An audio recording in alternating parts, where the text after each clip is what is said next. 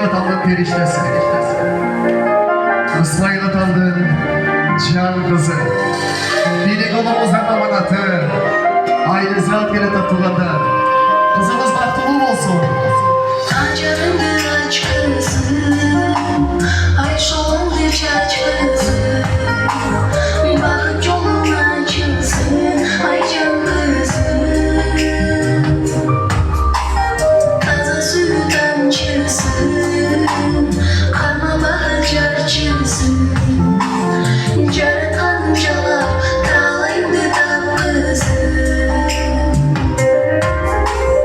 Kolay denge ay kızı, kıyalara bay kızı, boylu ciddiğine öz yolundu da kızı.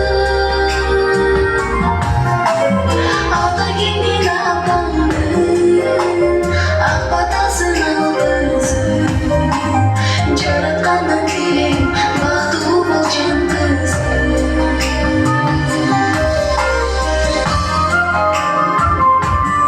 Aile zat dünyada gelince akşama, o senin atan.